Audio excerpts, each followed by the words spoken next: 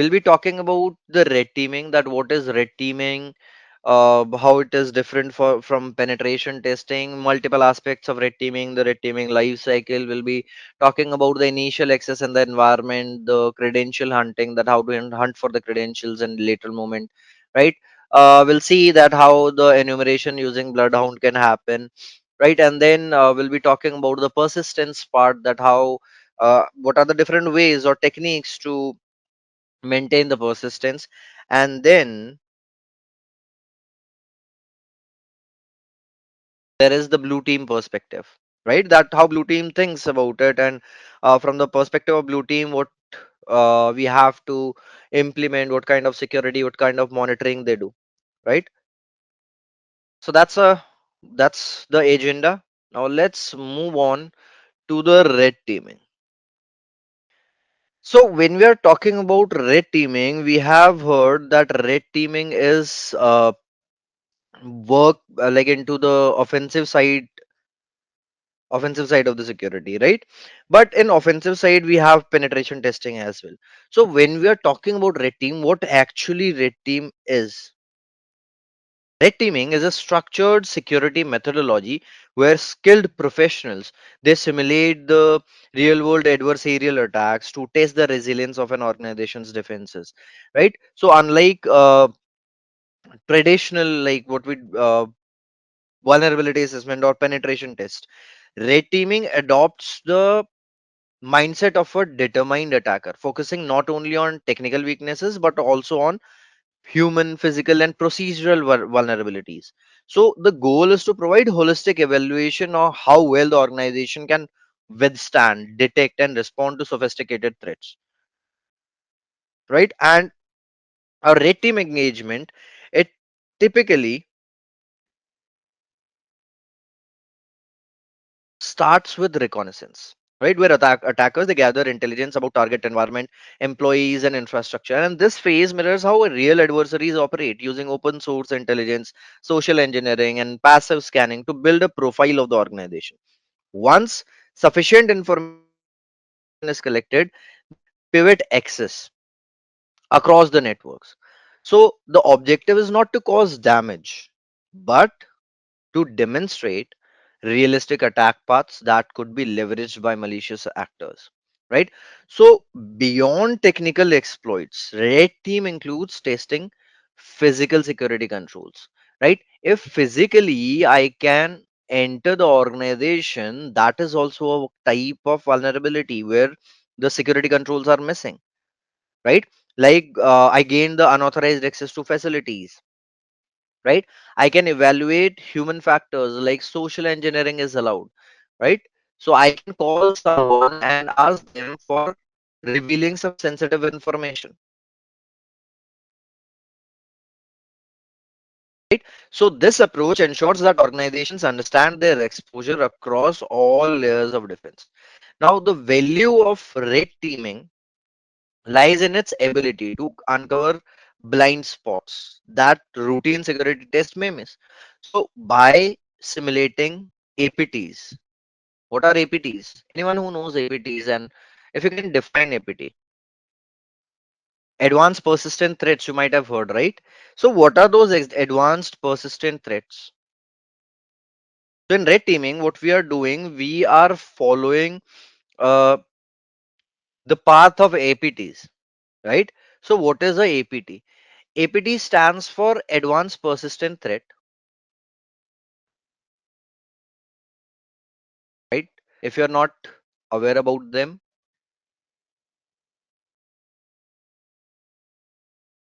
right? So it is a sophisticated long-term cyber attack in which attackers gain unauthorized access to a network and remain undetected for an extended period, right?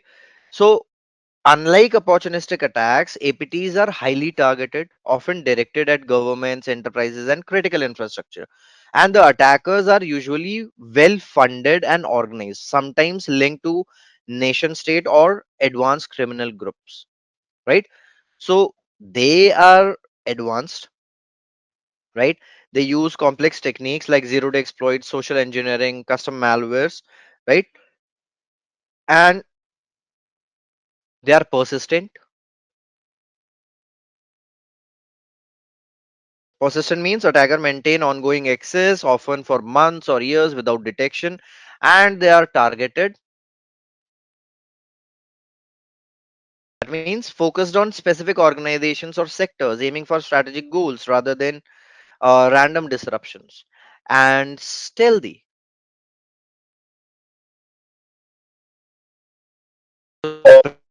avoiding blending into normal traffic and using unencrypted channels.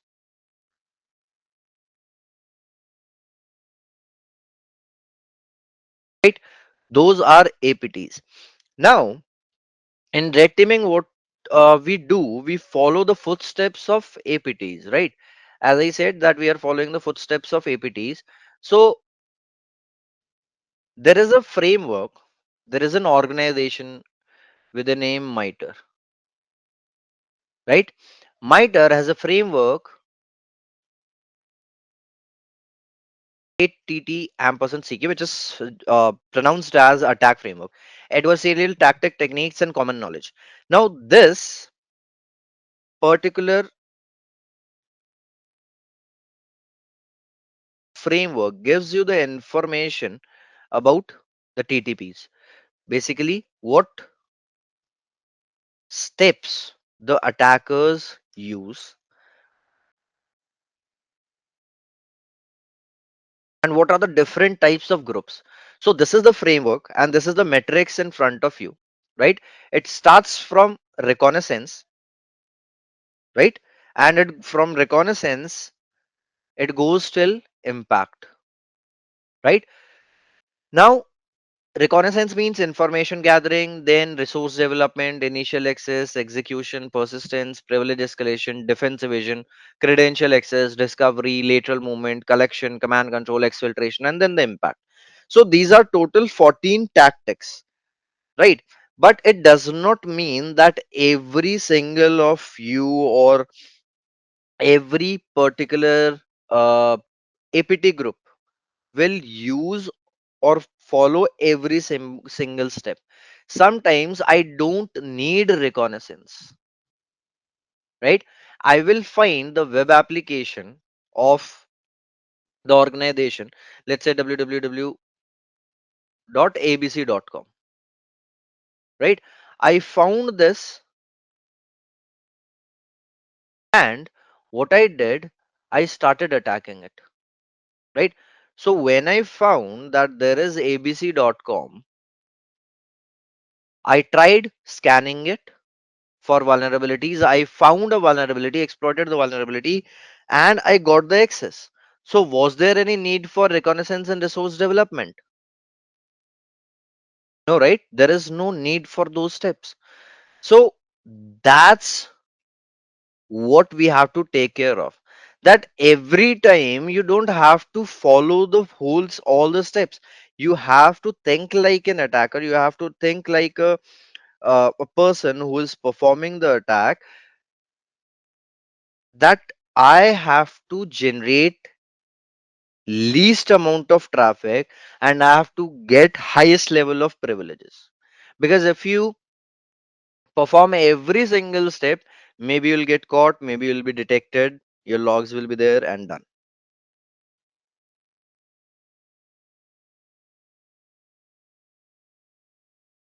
Right? So that's why we have to be smart in this. Second thing is that when we are talking about the groups, so we have these. In the left hand side, as you can see, these are the names of the groups, right? The advanced persistent threat groups. The most famous one and the one which uh, I really like is APT29. This is also called a cozy bear. Now, in 2021, there was an attack, 2020, 2021 solar winds attack. So that was done by them, right?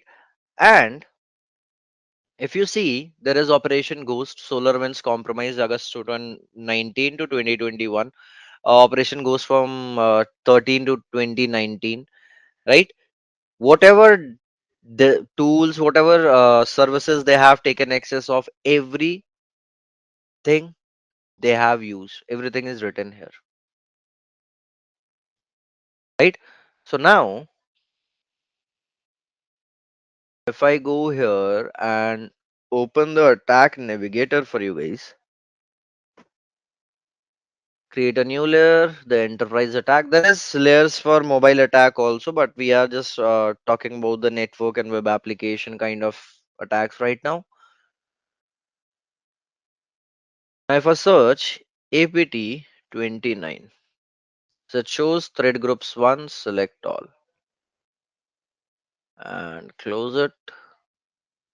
Layer controls, color setup,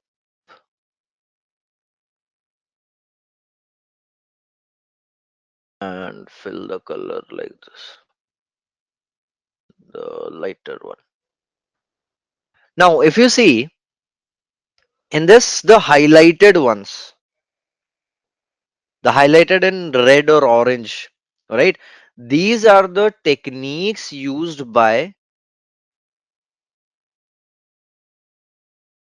APT group 29.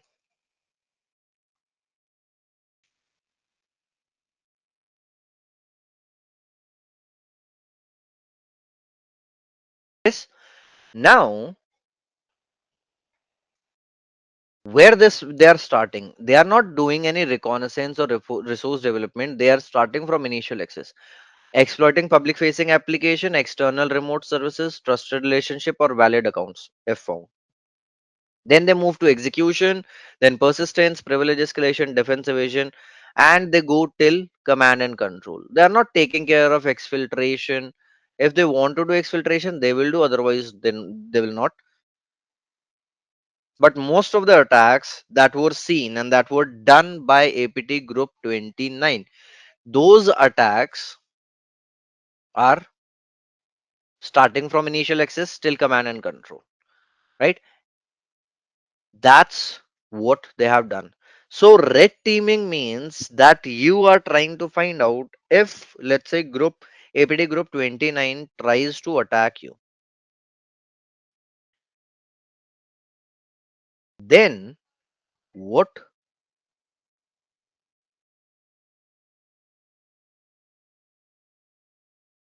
they can do, how much impact they will be doing to your organization, right? So you will be finding out whether uh, they can exfiltrate any data, disrupt any services, take the access of any critical servers, critical databases, every single thing. That's red team,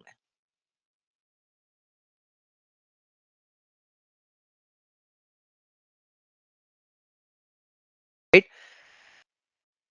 Now, how penetration testing is different.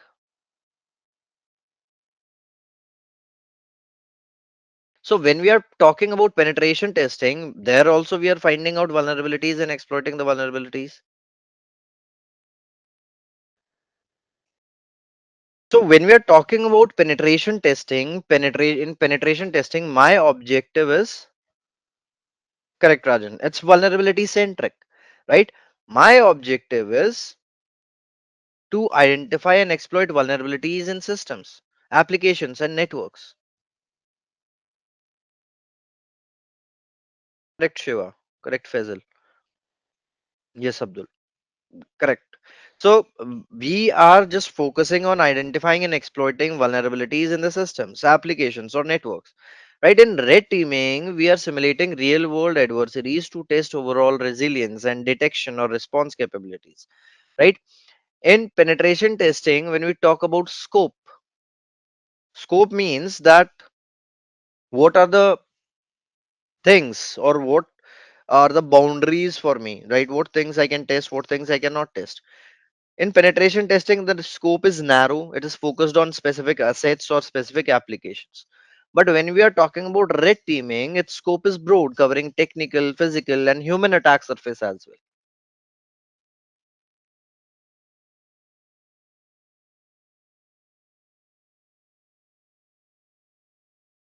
Then, when we talk about the approach, so the approach for penetration testing is goal oriented, right? Find as many vulnerabilities as possible.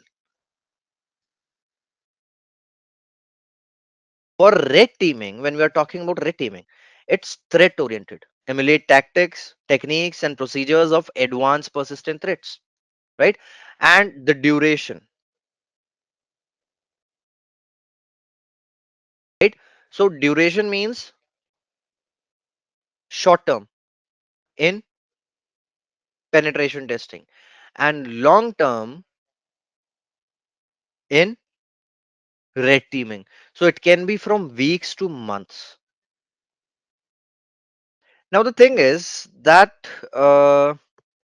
when we are talking about the output in penetration testing, we are providing the list of vulnerabilities we have exploited, the proof of concept, and remediation, that this you need to change the code and you need to update the functions in the application, and vulnerable, don't use the vulnerable functions, and done, right? But when we are talking about red teaming, in red teaming what happens,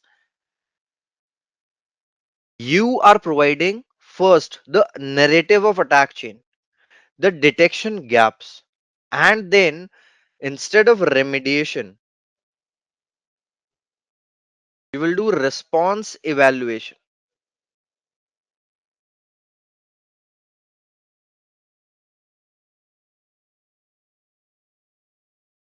right?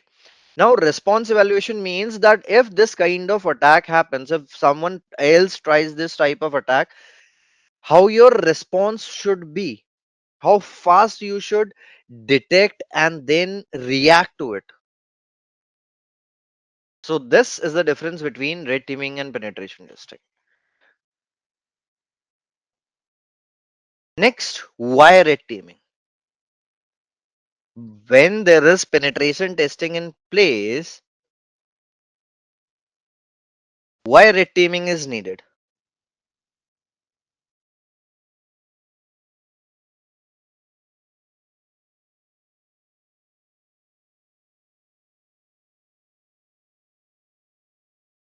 Penetration tests are loud, non-technical attack vectors might be overlooked, relaxation of security mechanisms, right? Apart from that, when we are talking about the penetration testing being loud, so we are everyone knows in the organization that a pen test is being conducted, and red teaming only the higher officials know, and we are testing all the defenses as well, right? Now, in red teaming, why it is needed? Because it has realistic threat simulation,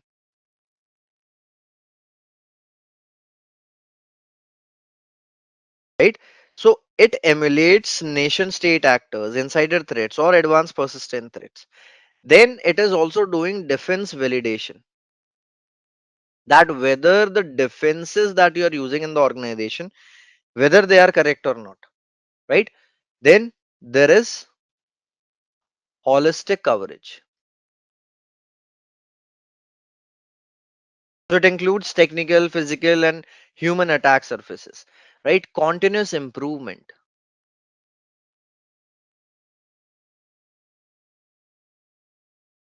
Continuous improvement means it provides actionable insights to strengthen security posture and close the detection gaps, right? And there is executive awareness as well, right? So executive awareness means it demonstrates risk in business terms, showing leadership, how attack unfolds across the enterprise. So in short, red teaming is not about proving the systems can be broken. It's about preparing organizations to face evolving threats with confidence, ensuring that both technology and people are ready to respond when it matters most,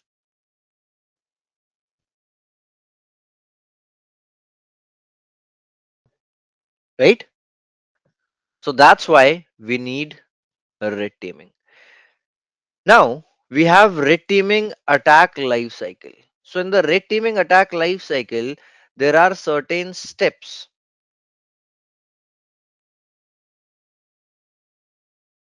The very first step is reconnaissance. Reconnaissance means information gathering. Right? Now in reconnaissance, what happens? The attacker gathers intelligence about the target using OSINT, scanning, and enumeration. So the goal is to identify vulnerabilities, right?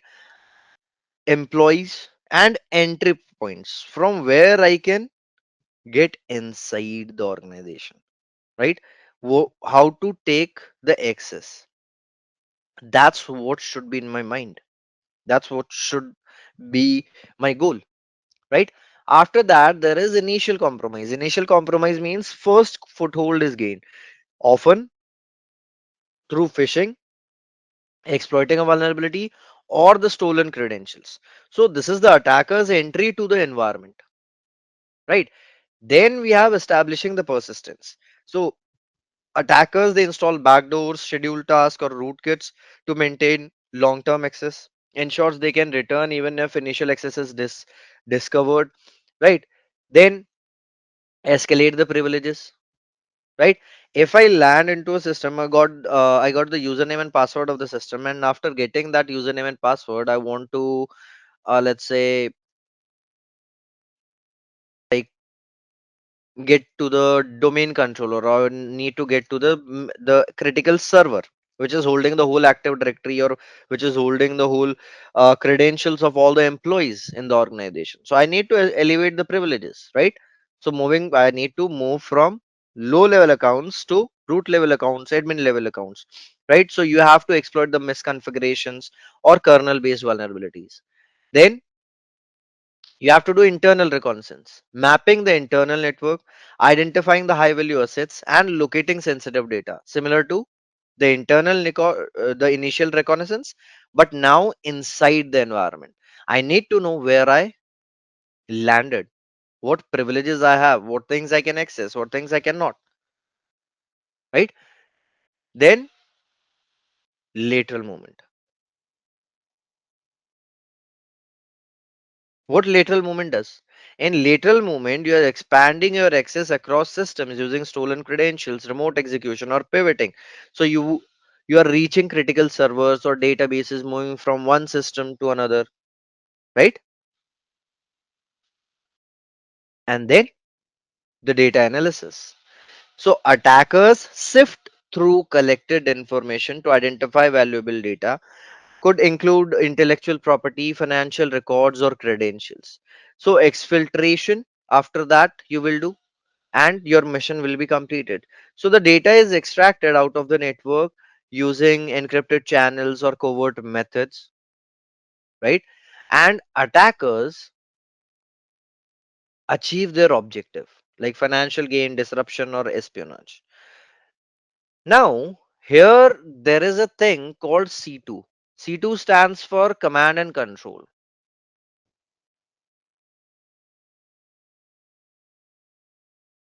right? Now, this is how attackers maintain communication with the compromised system. C2 or command and control servers, they issue commands, receive stolen data, and coordinate the attack. Right? So there are different stealthy C2 channels. Like if you want to exfiltrate the data, so through HTTPS, you exfiltrate the data, or through DNS tunneling, you exfiltrate the data.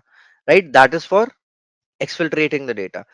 Now the C2 that we use, it is mostly Cobalt Strike. Right?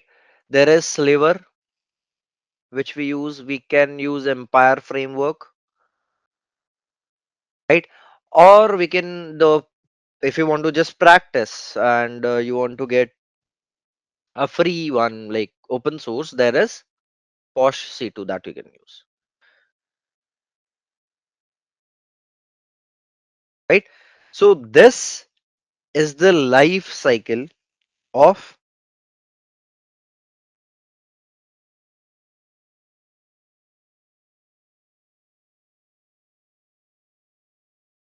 red teaming, red team attack. Now when we are talking about red team engagement, how red team engagement is carried out, what things are there, how much you are aware about it.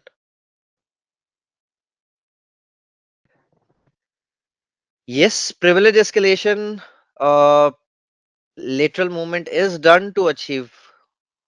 privilege escalation, right? So once you are moving from one system to another, so if you find a system with more privileges, then you move there. That is also called lateral movement. But lateral movement is generally done to reach the critical servers. So you have to find a path, right? Now that path can be from one system to another system, from normal system to admin system, admin of the network, and then from admin to the domain controller. It can be from your normal system to another normal system, and then to the admin network, and then the domain controller, right? So it depends where you are using which terminology. Yes, it's some part of privilege escalation, but according to the situation, you have to change the terminology that you are using, where to use lateral movement, where to use privilege escalation.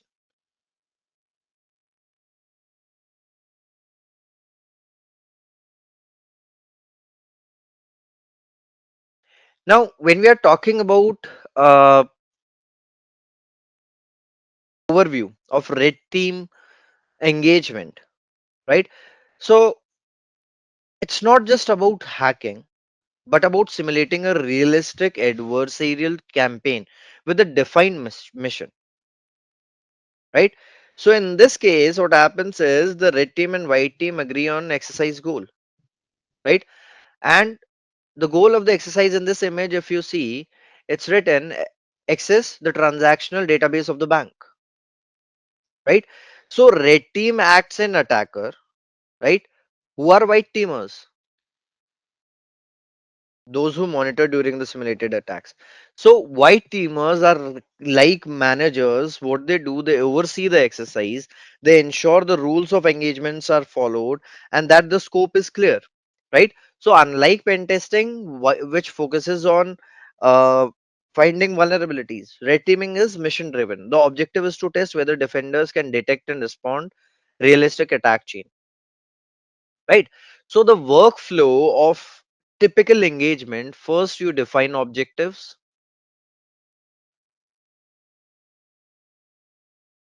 right? Then you will do recon. Then after reconnaissance, attack execution,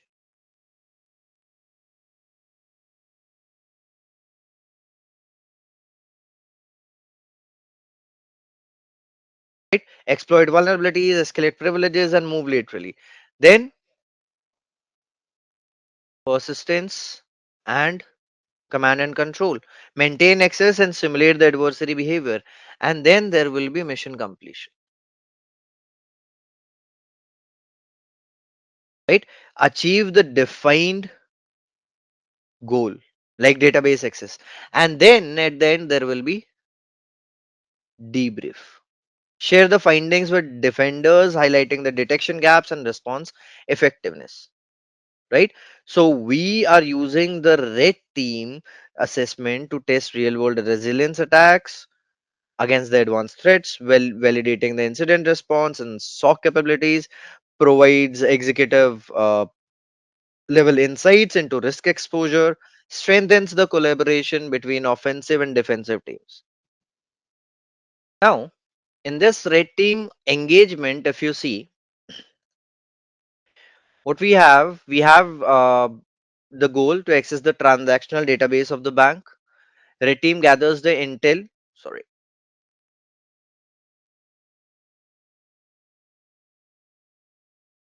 the red team gathers the intel on the bank, right, and plans a strategy based on TTPs listed by APTs, targeting similar financial institutions. Then phishing emails do not open employees bond. However, some users had already opened the malicious attachment, and the red team gained the access to Bob PC with Bob privileges, right? Then local privilege escalation, right? So by applying antivirus evasion techniques, it was possible to cloak a known local exploit to gain system account privileges without being detected. By dumping local accounts, a password hash for local admin backup was obtained. The hash couldn't be cracked though, right? Then lateral movement, a direct connection from Bob PC to the database was blocked by the firewall using The pass the hash, it was possible to connect to database administrator's PC using backups, users password hash, using credentials found on a text file on DBA's PC desktop. It was possible to access the database. Right? And in the end, red, white, and blue teams will check together how security controls can be improved in order to be ready for a real threat. So that's how the engagement happens, the red team engagement. Now, when we are talking about initial access,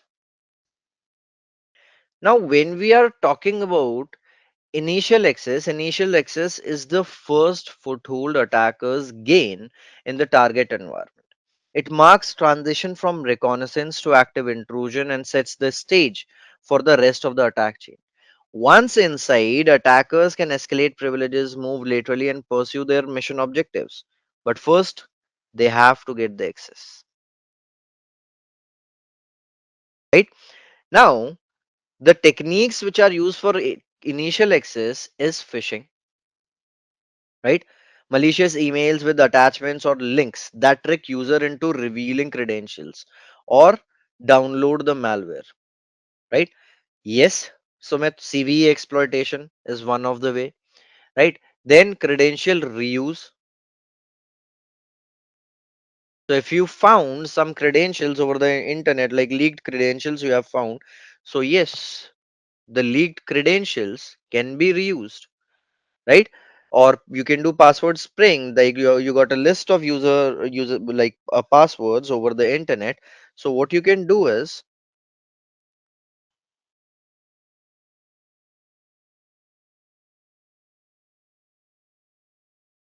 you can just use that list against multiple services running and find out if any of the services are using the password from that. Then exploiting exposed services, right? Like RDP, VPN, or web apps. The services which are running, maybe those services are vulnerable so that you can uh, exploit that,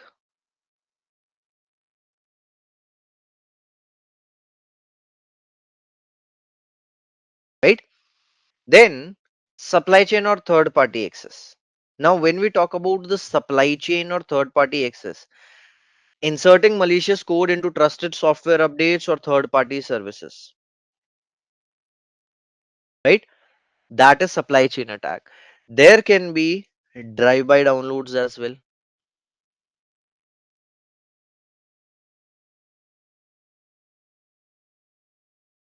right? Drive by downloads means that exploiting browsers or plugins to install malware when a user visits a compromised site. Now, what I'm doing is I found a web application or I found a way by which I can inject some malware into the system, right? Into a web application. Now, users who visit that web application with faulty plugins, old versions of the browsers, their browsers will allow to install or download that particular malware and you will have the access of the system. Now, there is a way by which you can take initial access, right? Now, one thing is there is, let's say, an environment, right? That environment is uh, an active directory environment. Everyone knows what is an active directory. Now, what I have a domain controller here, right? I have just created an active directory, and this is the Windows server, which is holding the whole domain controller, right? And the domain name is marvel.local.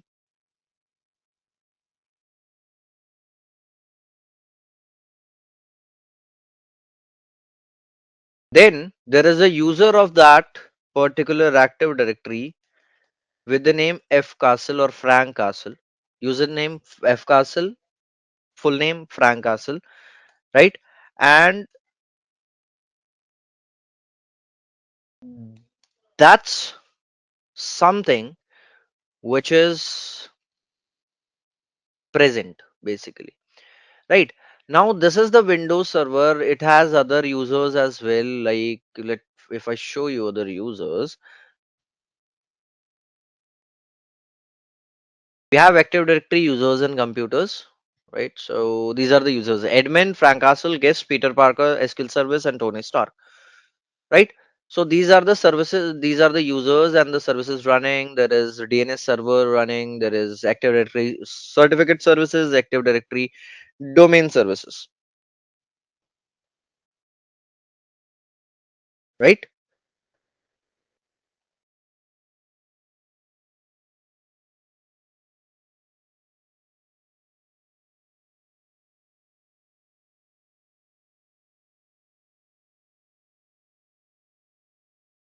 Right. Now, what happens is if I have to take initial access, whenever you are doing Active Directory assessment, every time in the assessment, you will always get a username and password, right? Now, if you are not getting any username and password, then there should be a way. Otherwise, maximum times you will always get username and password. Then you have to carry on the further attacks, that what attack you can do, to what vulnerability it's vulnerable, and reconnaissance and many other things you have to do, right? So now when we are talking about the initial access here, let's say I don't have a username and password. One of the possibility I'm showing you, I don't have username and password. So there is a possibility that in the Active Directory network, they have enabled a protocol called LLMNR, stands for Link Local Multicast Name Resolution, right? So link local multicast name resolution is a protocol same like DNS, but it cannot be routed over the internet. So it is a protocol which works internally, not like DNS which works over the internet, right? Now LLMNR is sometimes, if the Active Directory is not configured properly and it is not explicitly disabled, by default it will be enabled in the network, in the Active Directory network.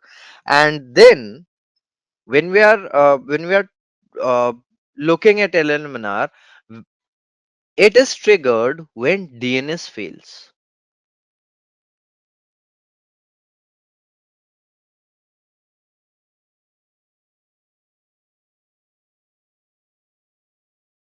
right?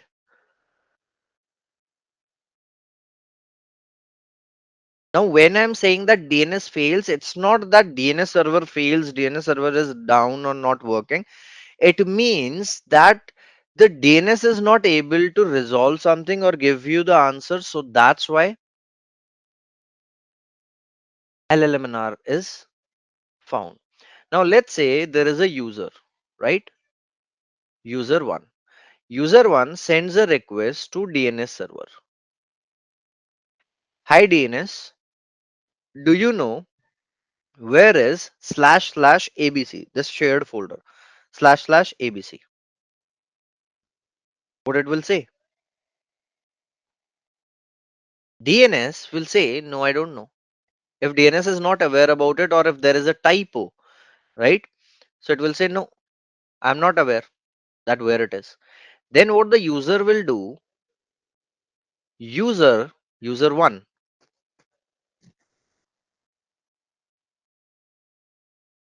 will send a LLMNR request to all the users in the network, that anyone who is aware where is slash slash ABC, right? If they are aware, they will reply back. If they are not aware, they will not reply back. But in this, there comes opportunity for the attacker. Attacker performs LLMNR poisoning. LLMNR poisoning means that what attacker is doing, attacker is also part of the network, right? So attacker one. So when user sends a LLMNR multicast request in the network, that if anyone of you owns slash slash ABC, let me know, I want to connect. So others will not reply, but attacker will reply, yes, I do. I am holding slash slash ABC. Share me your credentials. User will do what? User will share the hash of its credentials. Attacker will reply back, access denied. And that's how attacker has the hash of the user's password. From the attacker's side, the person who is doing this thing, that listening all the traffic and then asking that, replying back that yes, I know who has it, or I have it, I have that shared folder, that is called responder. So responder is a widely used tool in the attacking or in the offensive side of the security for performing uh, LLMNR poisoning, for NBTNS poisoning, for MDNS poisoning. So it has different servers like DNS servers, HTTP servers, which keeps on listening to the request. And after listening to those requests, it can reply back. It can send fake replies,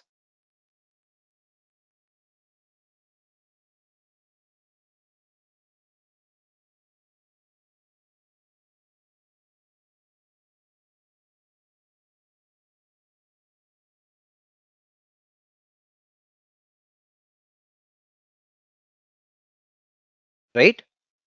Now, how to perform that? Let me show you.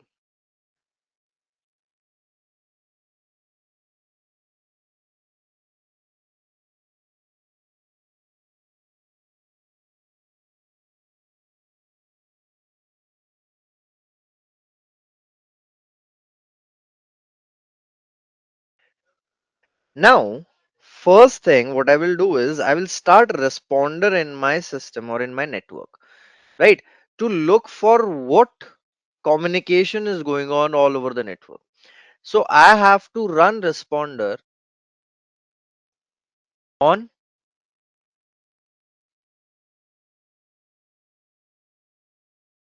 an interface.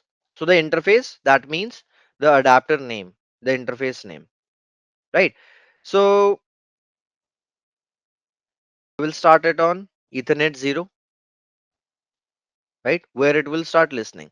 But I wanted to listen for DHCP kind of request as well, that if someone looks for DHCP or other request. So I will write hyphen WD for listening for all kinds of requests, right? If it is a request related to web application, or if it is DHCP request, and rest of the request also it is listening. Now we are listening for everything. Now let's say there is a user. This is the user of Active Directory. Now this user looks for, okay, is there anyone 192.168.179,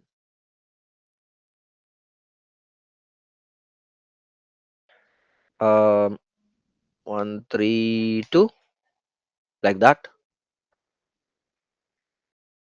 So the user search for if there is anyone with the IP 192.168.179.132, and if someone knows this,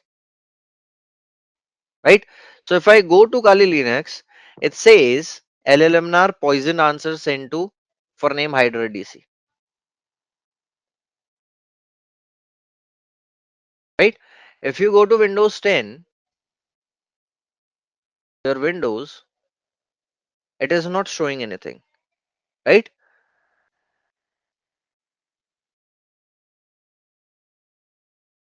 Just a second, let's search for slash slash ABC.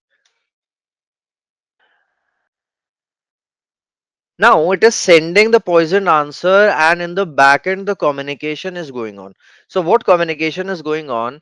Windows 10 is asking Windows server, the DNS server running in the Windows server, that hey, do you know where is slash slash ABC or slash slash 192.168 179 dot whatever IP we have written? So it will say no, I don't know where it is. Then the Windows 10 has sent a multicast LLMNR request in the whole network that anyone who knows where is 192.168 or slash slash ABC. Now, then my responder running inside my Kali Linux replied back that yes, I know. And then they exchange the credentials. The hash of the password is shared between both of them, and now my Kali Linux have the hash of the user of Windows 10.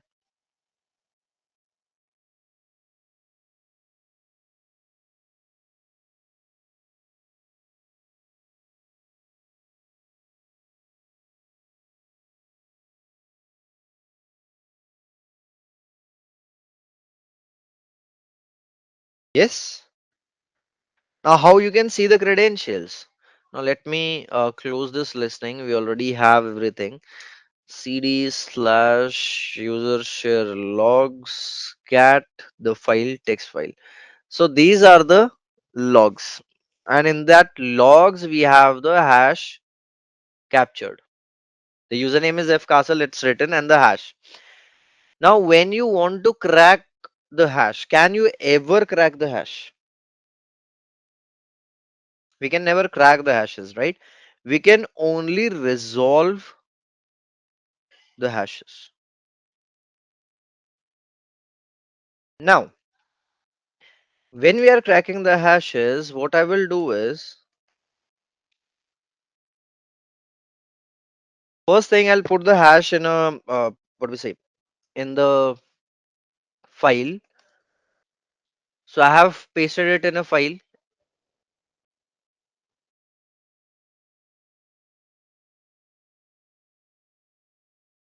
Then we will use hashcat. Now, what I'm doing, hashcat is a tool which we use to resolve the plain text of the password.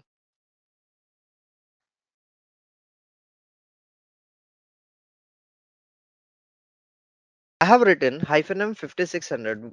Can you tell what is 5600?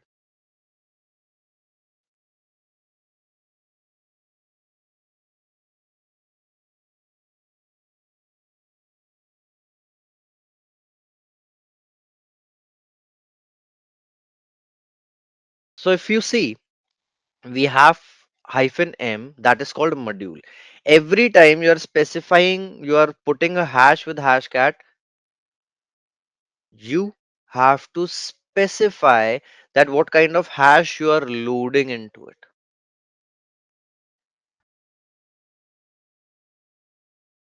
right? So if you have to like if you are trying to upload a hash, you have to specify that hash. Otherwise,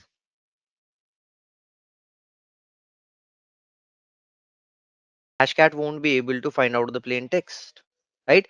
So that's why I've written hyphen m 5600, which is for NTLM version 2 hashes, the file name where the hash is present, and the plain text file which will be used to resolve the hashes, right? So if I press enter right now, I'm using cloud, so it's not having GPU, so it may not give you the plain text. But if you are using like GPU, it will give you the plain text. But here also it has given you the plain text. The username is fcastle and the password is password one. Now can you get the initial access?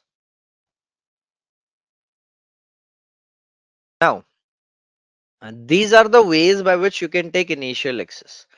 Then we have enumeration, right?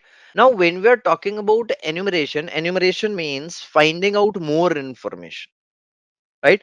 That what are the different types of accounts there.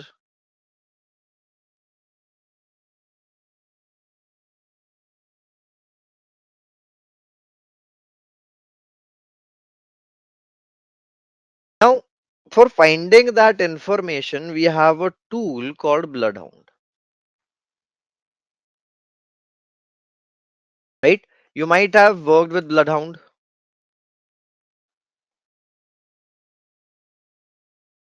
you might have seen BloodHound, right? So it is basically, it has three parts, right? What it does, it is programmed to generate the graphs for that reveal the hidden and relationships within Active Directory network, right? And it also supports Azure, because we have Azure Active Directory Entra, right? So Bloodhound allows the attackers to identify the complex attack path that would otherwise not be possible to identify. Blue team can use Bloodhound to identify and fix those attack patterns. So the image that you are able to see, in that image,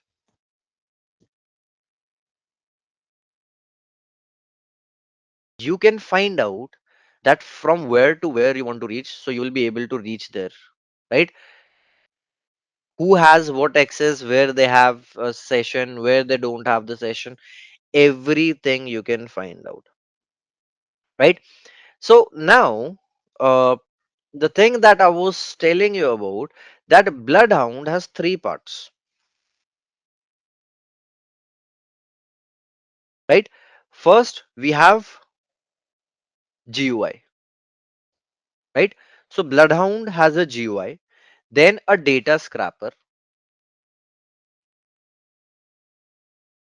and a database, right? Three things. The database name is Neo4j, right? So we must configure each one of them individually. So when we start with the GUI part, so we have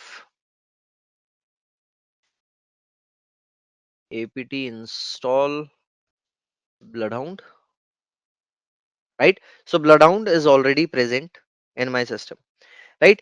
Then with Bloodhound, Neo4j is by default present, right? So if you want to start, you just write Neo4j console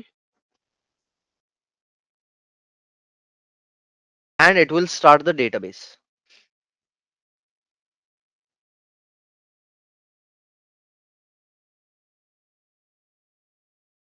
And then you have to start the GUI as well. So if I write sudo so, enter the password and Bloodhound. That's how you start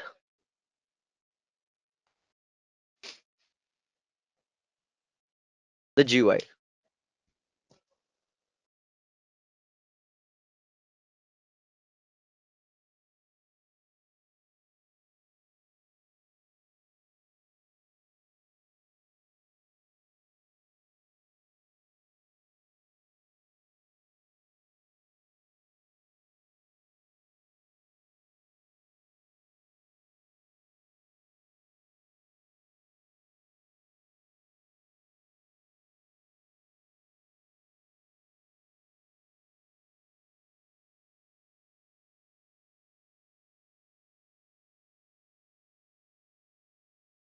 Now it's opening the Bloodhound for me.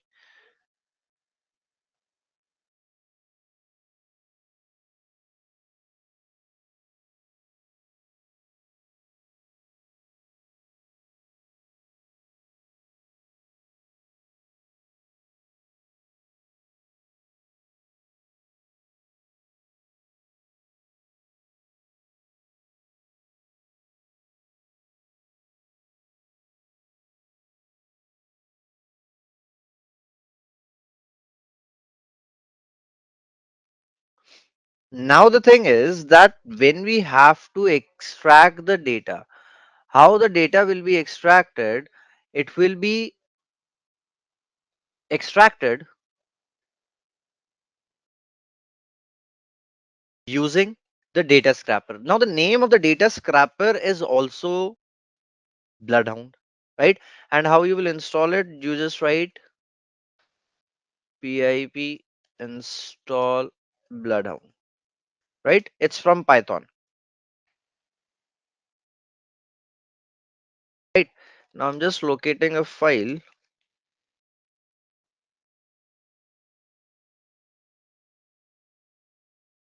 Nano slash ATC slash.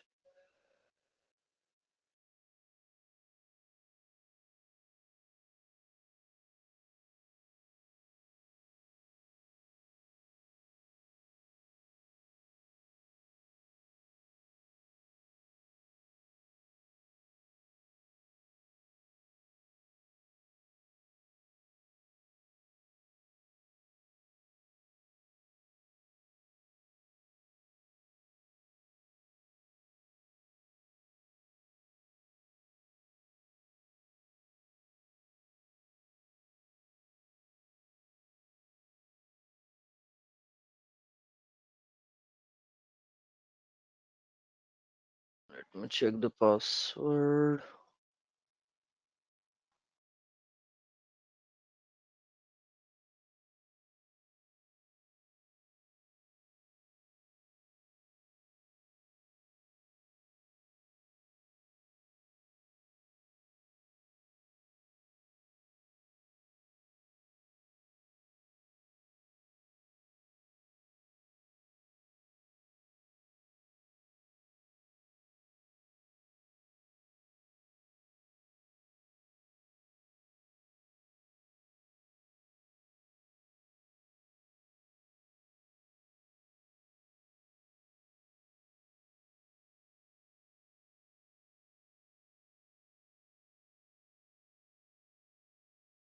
Okay, let's first scrape the data. Let's see how the data is scraped. I think I forgot the password for it. So for the data scrapping, what we have to do, we have to use BloodHound, right? So BloodHound hyphen Python and then hyphen U administrator, right? If you have the username and password. So the username and password we found was fcastle. If you have the admin username and password, then you can use for admin. Fcastle hyphen P password one. Then after that, you have to give the name server IP hyphen NS, right? The IP of Windows server. Let me just check.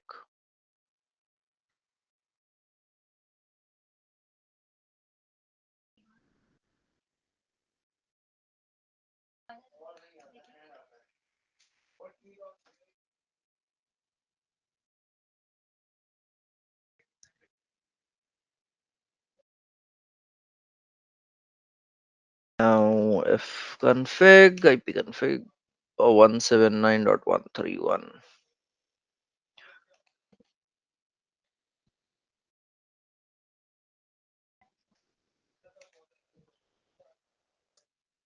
The domain name marvel.local and hyphen C all. So I want every single data. Sorry, just a typo.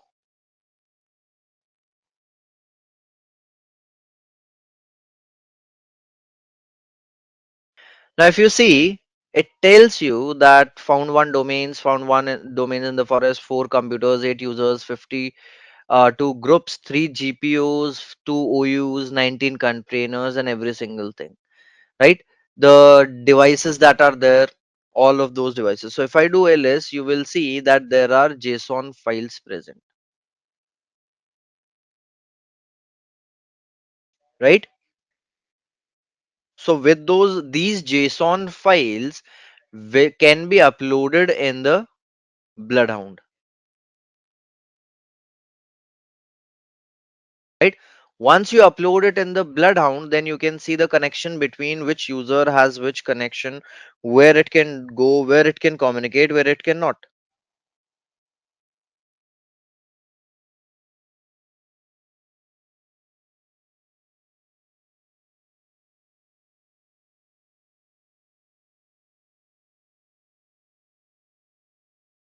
Right? So that is how you do the enumeration, find out the attack path. Now, if we see in this image, there is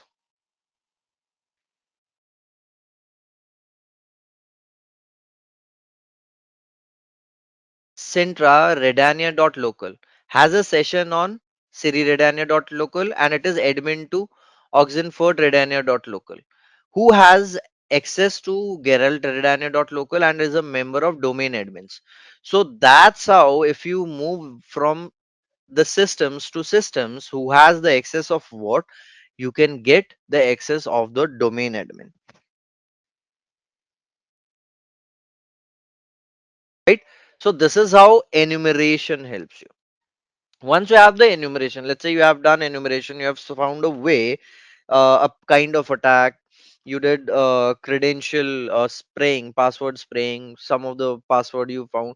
Then after that, you will try to gather or find more passwords of other accounts, right? So how you do that credential hunting? So for credential hunting, we have something called LSAS. LSAS stands for Local Security Authority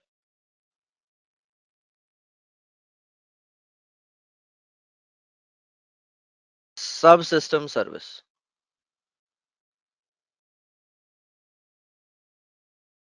right? Now, Local Security Authority Subsystem Service is a process that is running in your system whenever you enter the password in your system, right? So the password is converted into a hash and it is compared with the password in the database. That work is done by LSAS.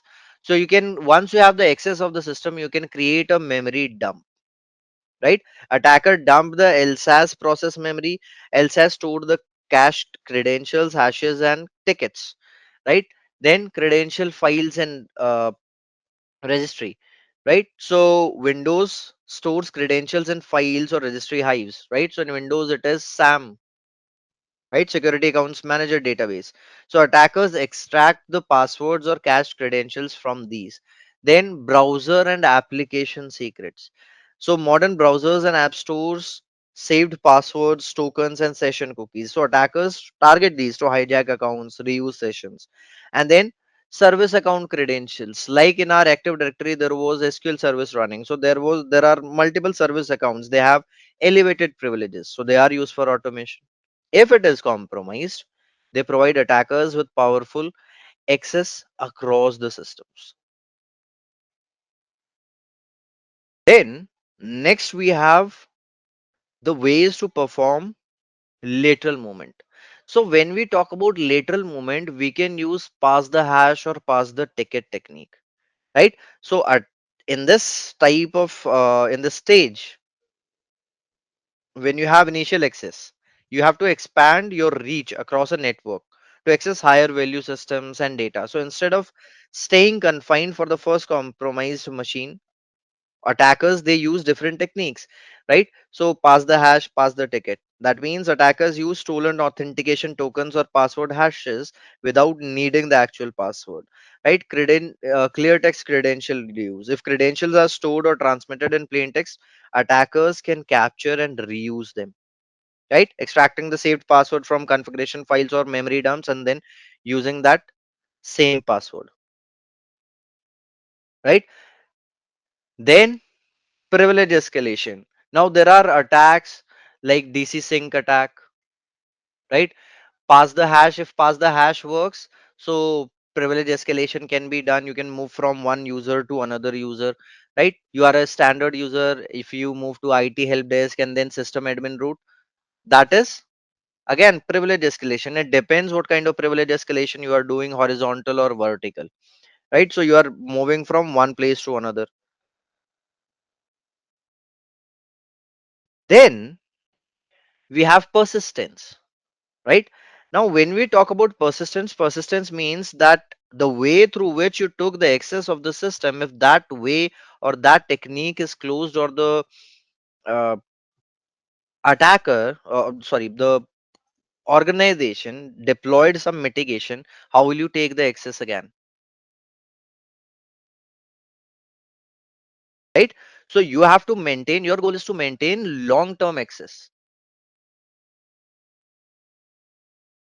right? So you can do registry manipulation, right? Attackers modify the registry keys so malware runs automatically at the startup, right? Then there are scheduled tasks. So malicious tasks are created to execute payloads at specific times or specific intervals. So it ensures repeated execution without user interaction, right? You can do service hijacking. So attackers replace or modify legitimate services to run malware with elevated privileges, right? Then DLL side loading. So malware disguises itself as a dynamic link library that a legitimate application loads. So it exploits the trust, right? WMI event subscription, Windows management instrumentation, it is abused to trigger payloads based on the system events, right? Now, these are the techniques that we use when we talk about the blue team overview, right? So in blue team, everything comes under SOC now. SOC is Security Operations Center. So it is like the command center of cybersecurity where professionals continuously monitor, detect, and respond to threats against the organization, right? So SOC manager oversees the SOC team. Security analyst is the first line of defense, monitoring the alerts, investigating suspicious activity. Incident responder handles the confirmed security events.